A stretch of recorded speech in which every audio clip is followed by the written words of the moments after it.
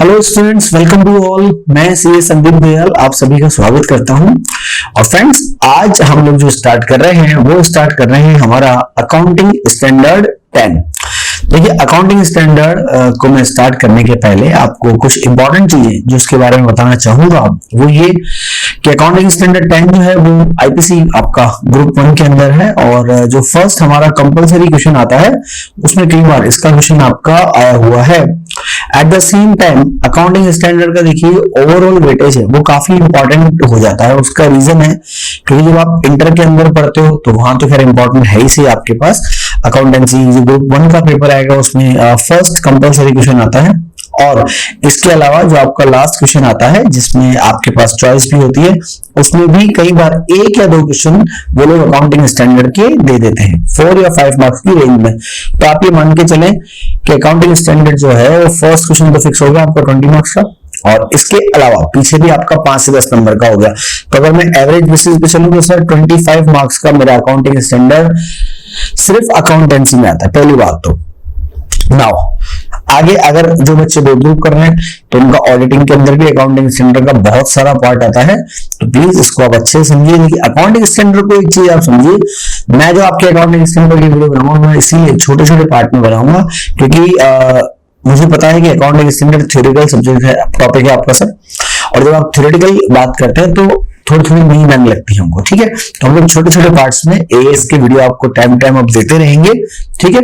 चलिए, तो आज हम लोग स्टार्ट करते हैं एएस अकाउंटिंग स्टैंडर्ड्स। और उसमें सबसे पहली जो स्टार्टिंग है वो है सर हमारी आज अकाउंटिंग स्टैंडर्ड 10 से, which is property plant and equipment. ये नाम है इसका, शॉर्ट में हम लोग इसको बोलेंगे बेटा पीपीई, ठीक है।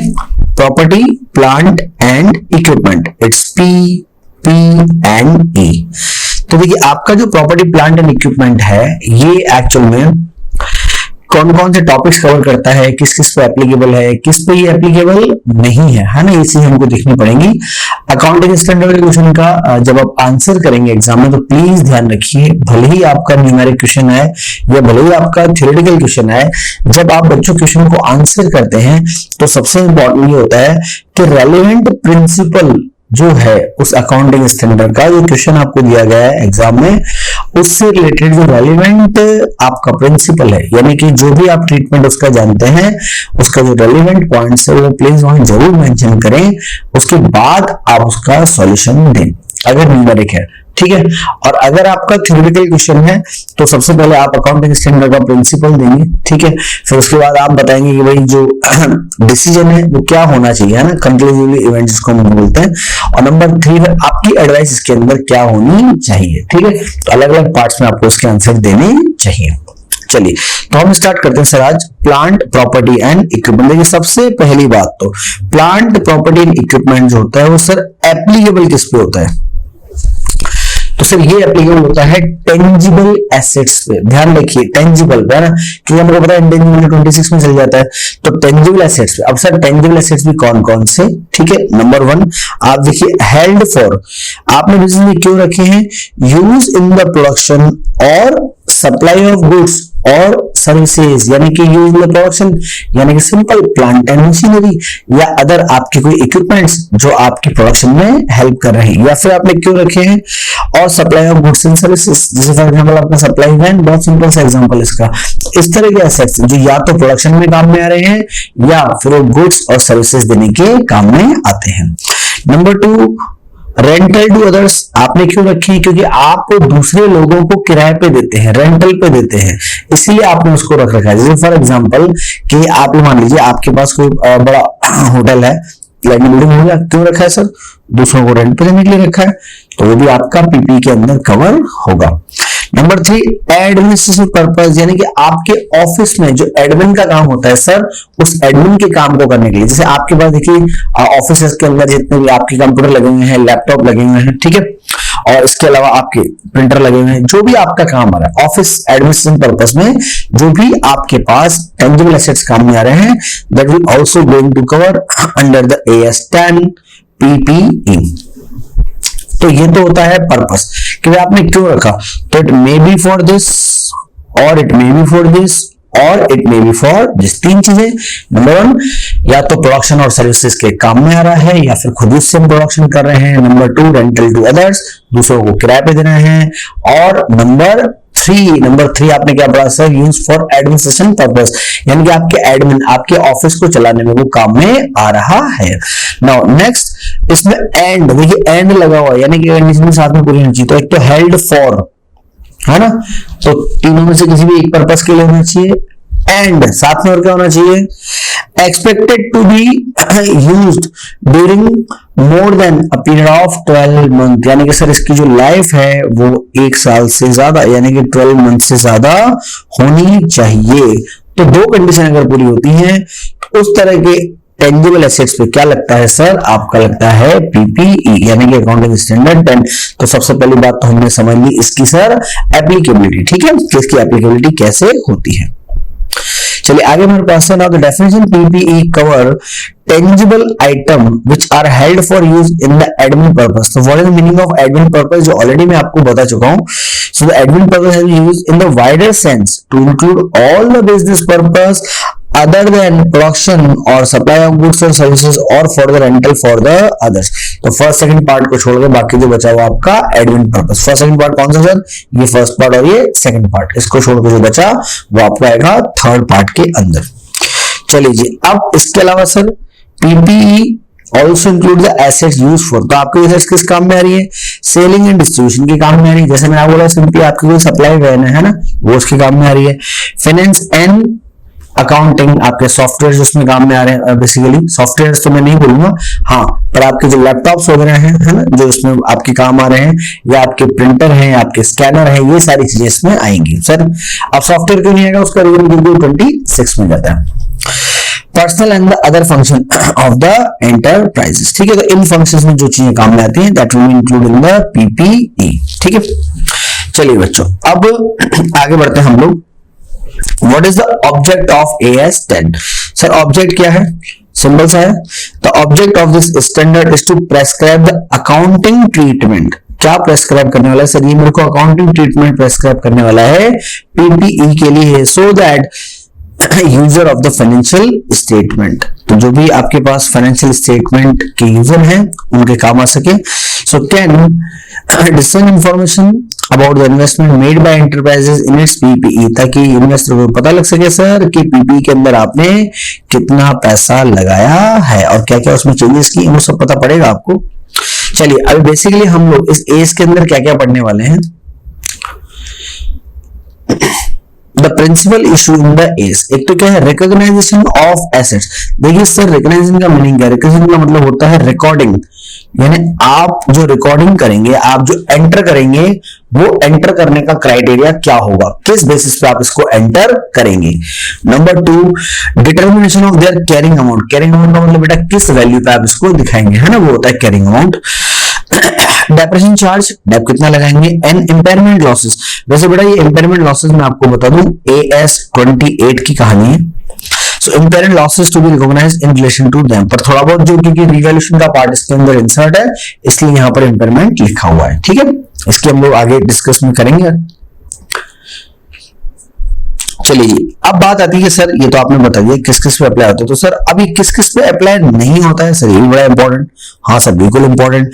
सर देखिए किस किस पे अप्लाई नहीं होता है, तो पहली बात तो सर ये वेस्टिंग एसेट्स पे बिल्कुल अप्लाई नहीं होता है ना, जो माइंस वगैरह आपके होते हैं क्योंकि इसमें डिप्लेशन का मेथड लगता है, तो सर ये एक तो वेस्टिंग एसेट्स पे बिल्कुल अप्लाई नहीं होता है। Scope of AS10 not apply, एक तो किस पे, वेस्टिंग एसेट्स पे। अब वेस्टिंग एसेट्स में क्या क्या है सर मैं आपको पढ़ देता हूँ, including mineral rights expenditure on the exploration or and the expression of the minerals, oil, natural gas, similar and non-regenerative asset। देखो इसमें होता ही क्या है, इसको हम लोग जो वेस्टिंग एसेट्स है या जिसको हम लोग बेसिकली नेचुरल एसेट्स बोलते हैं, ऐसा क्यों बोलते हैं, because this can not be reproductive, आप इनको रिप्रोड्यूस नहीं कर सकते हैं, ठीक है बच्चों, इसलिए इस पे आपका AS10 एप्लीकेबल नहीं होगा। फिर उसके अलावा biological assets related to agriculture activity other than bearer plant, ये बड़ा इंपॉर्टेंट है, यानी कि ये बायोलॉजिकल एसेट्स पे भी एप्लीकेबल नहीं होता है, other than bearer plant. Sir इसका क्या मतलब है? सर इसका ये मतलब है कि बियरर प्लांट पे AS10 अप्लाई होगा।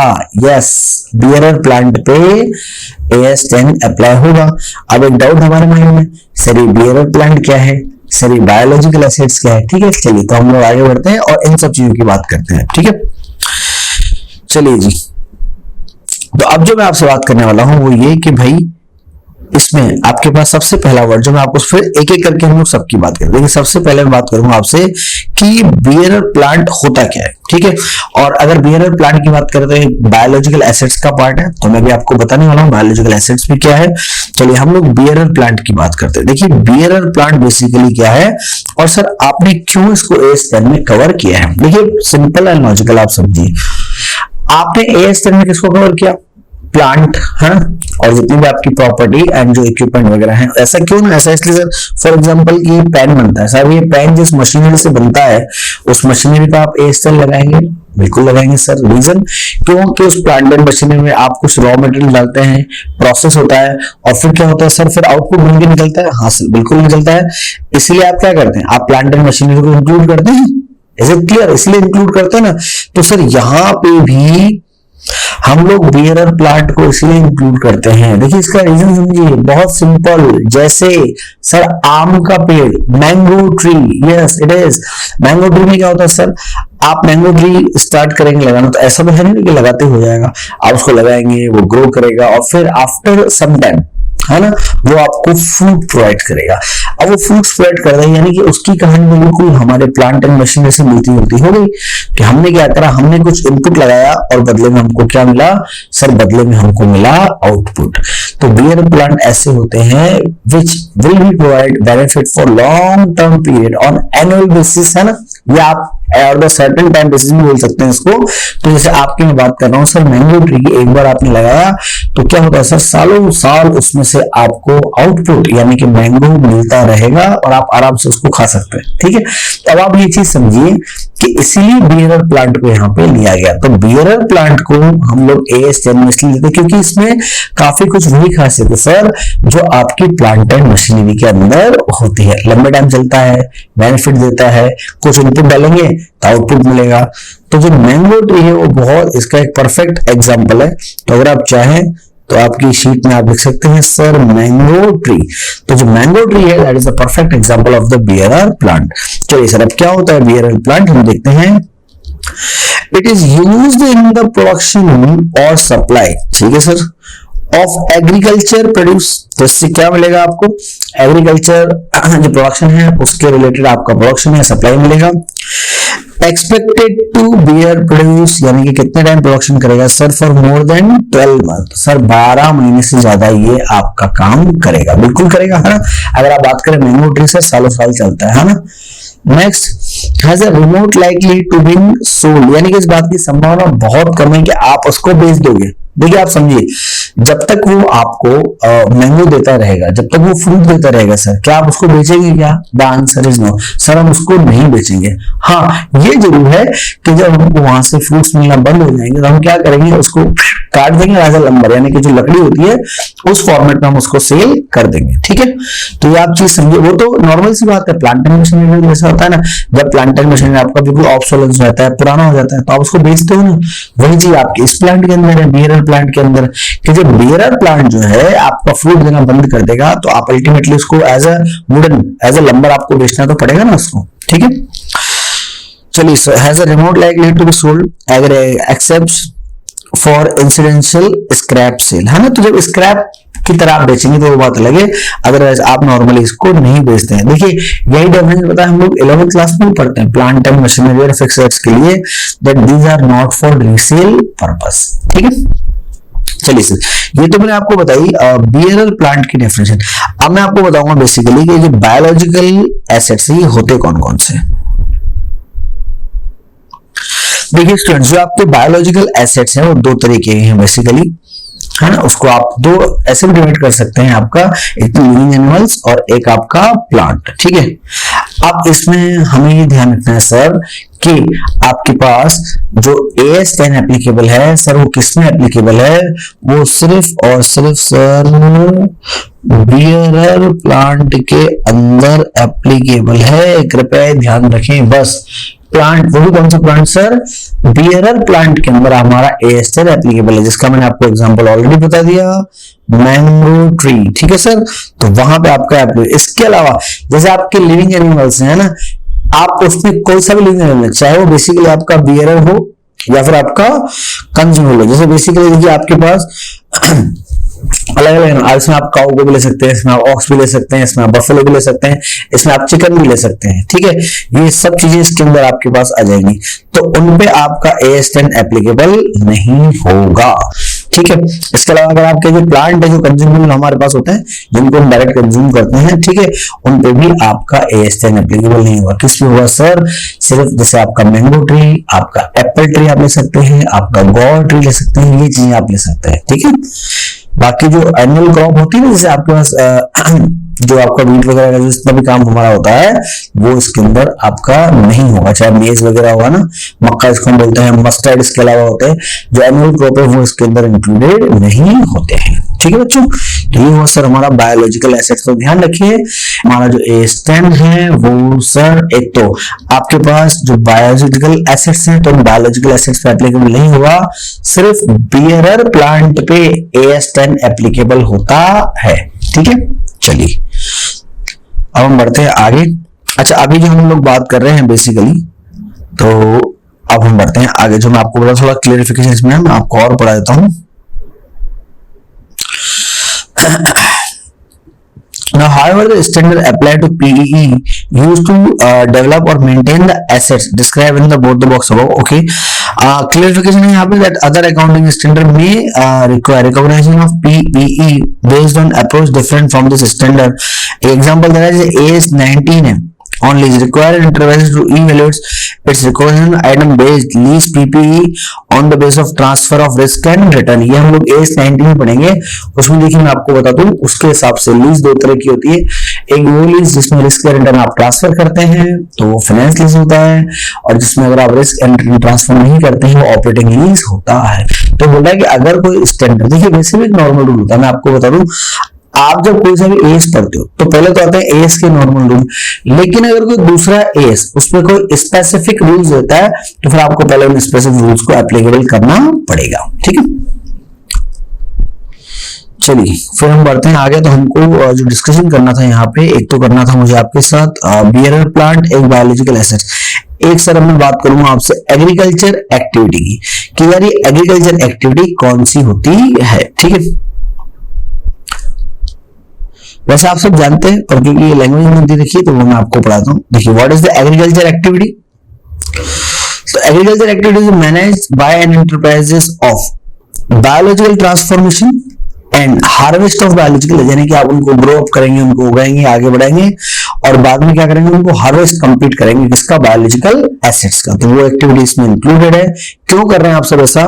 फॉर सेल, या तो उन प्रोडक्ट को बेचने के लिए कर रहे हैं, और for converting into the agriculture produce, यानी उनसे आपको क्या मिलने वाला है? एग्रीकल्चर आइटम मिलने वाला है, और इनटू एडिशनल बायोलॉजिकल एसेट्स, या फिर उससे कोई दूसरी एडिशनल बायोलॉजिकल एसेट्स आपको मिलेगी। ठीक है, तो उसको हम एग्रीकल्चर एक्टिविटी बोलते हैं। So where agriculture produce is harvest product of biological assets. I read again, that harvest product of biological assets of an enterprises, ठीक है, वो होता है आपका एग्रीकल्चर प्रोड्यूस। तो बन के निकलता है एग्रीकल्चर प्रोड्यूस, उसको बोलते हैं। आपके फ्रूट से वेजिटेबल हम उसमें आएंगे। बियरर प्लांट की बात हम लोग ऑलरेडी कर चुके हैं। चलिए अब अगला इंपॉर्टेंट सर, ऐसे क्या सर सारे बियरर प्लांट पे लगता है क्या, या किसी बियरर प्लांट पे ये नहीं लगता है? ठीक है, तो हम लोग केसेस पढ़ेंगे जहां पर आपका AS10 एप्लीकेबल नहीं होता है। देखिए एक चीज आप ध्यान रखिए कि अगर आपकी कोई क्रॉप ऐसी है जो एनुअल बेसिस पे होती है, तो मैं आपको बता दूं, जो भी क्रॉप एनुअल बेसिस पे होती है उस पर AS10 नहीं लगता है। या फिर आपके इस तरह की क्रॉप जिसमें आपका ऑब्जेक्टिव क्या था? लंबर बेचने का था, यानी कि लकड़ी बेचने का ऑब्जेक्टिव। जैसे फॉर एग्जाम्पल मैं आपको बताऊं, इंडिया में हमारे पास जो सबसे फेमस होता है वो होता है एक तो सागवान। अगर आपने ये भी नाम सुना है आपने नाम सागवान का, तो सागवान जो लकड़ी है वो बेसिकली काफी मजबूत और बहुत इंपॉर्टेंट होती है। जो लोग सागवान का पेड़ लगाते हैं बेसिकली उनका ऑब्जेक्ट ही क्या होता है ना, वो बेसिकली वो पेड़ लगाएंगे, वो बड़ा होगा, वो उसको काट देंगे, लकड़ी बेचेंगे, उसमें लंबर बेचेंगे उसका। सो दैट बेसिकली, या फिर चीड़ की लकड़ी भी चलती है, तो यहाँ चीड़ बोलते हैं इसको। तो बेसिकली इस तरह से जब आप जो ट्री है, ट्री को बेसिकली आप ग्रो अप कर रहे हैं, रीजन कि आपका लंबर लेने का उसमें से, then it will not cover under the AS10। ठीक है, चलिए अब मैं आपको बताऊं, plant cultivated to be harvested agriculture products, for example tree grown for use as a lumber. तो बिल्कुल जो मैं आपको बोल रहा हूँ, आप सागवान इसमें ले सकते हो। इसके अलावा चीड़ का होता है, चीड़ का अगर पेड़ अगर आप देखेंगे तो वो भी इसके अंदर इंक्लूड आपका होता है। तो ध्यान रखिए, जिन भी ट्रीज को हम लोगों ने इसलिए ग्रो किया है कि हम उनकी लकड़ी ले सके, वुडन ले सके, लंबर बना सके, तो वो इसमें इंक्लूडेड नहीं होते हैं। चलिए, ट्रीज में लिखा हुआ क्या लिखा हुआ है, नॉट बियरर प्लांट, ये सब बियरर प्लांट की कैटेगरी में नहीं आते हैं।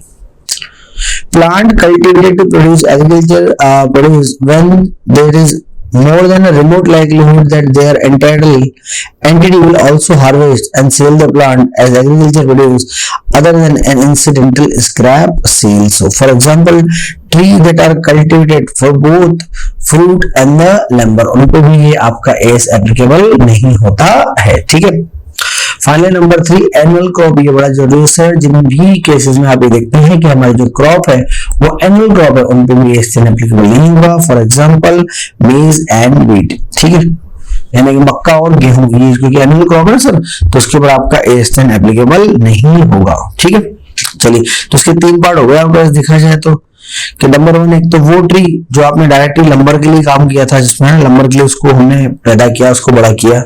नंबर 2 ऐसा ट्री जो दोनों के काम में आ रहा है। और नंबर 3 आपका एनुअल क्रॉप, इसमें भी आपका AS10 एप्लीकेबल नहीं होगा।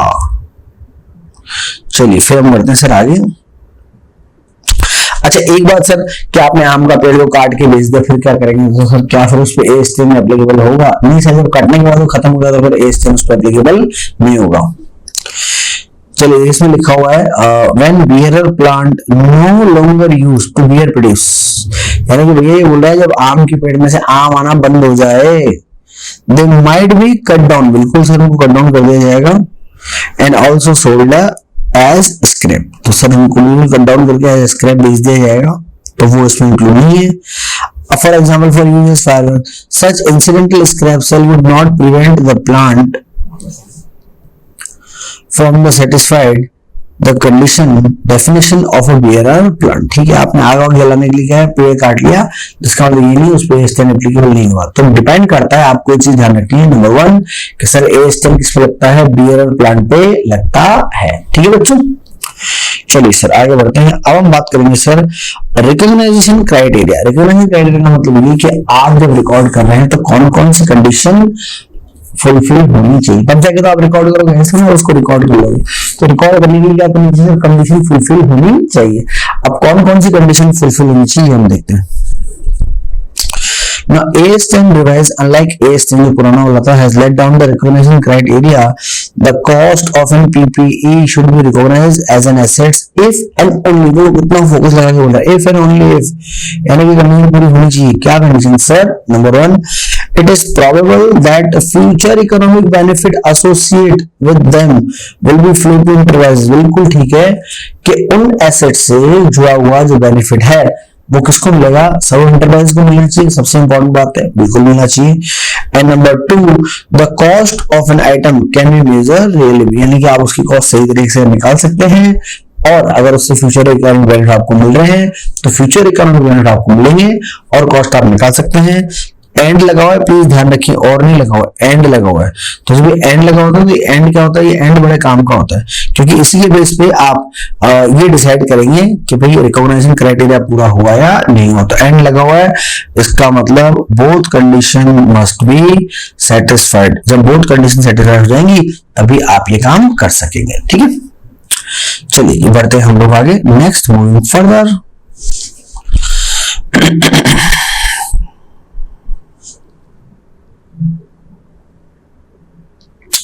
कुछ क्लेरिफिकेशन है जो आपका स्पेयर पार्ट का है, तो वो भी हम लोग बात करेंगे। Stand by equipment and service equipment, इन सबको हमको देखना पड़ेगा।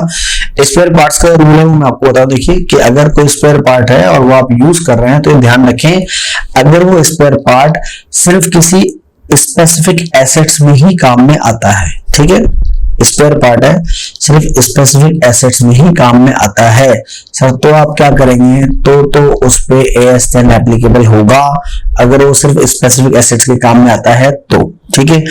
लेकिन अगर वो एसेट्स स्पेसिफिक एसेट्स के अलावा सब में ही काम में आता है, यानी कि वो ऐसा स्पेयर पार्ट है बच्चों जो सारी एसेट्स, नॉर्मल से नट बोल्ट आप ले लो है ना, और वो सब में लग जाता है, या वो स्क्रू ड्राइवर है वो सब में लग जाता है, तो अगर कोई इस तरह के आपके स्पेयर पार्ट्स हैं जो सभी एसेट्स में काम में आते हैं, देन फिर वो इसमें नहीं आएंगे, वो AS2 में जाएंगे।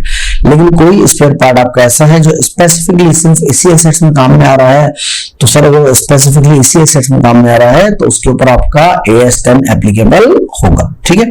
चलिए, तो तीनों चीज मेरे को आपके साथ डिस्कस करनी है, एक तो आपका stand by equipment, service equipment, और एक आपका स्पेयर पार्ट्स जो मैंने आपके साथ डिस्कस किया, ठीक है बच्चों।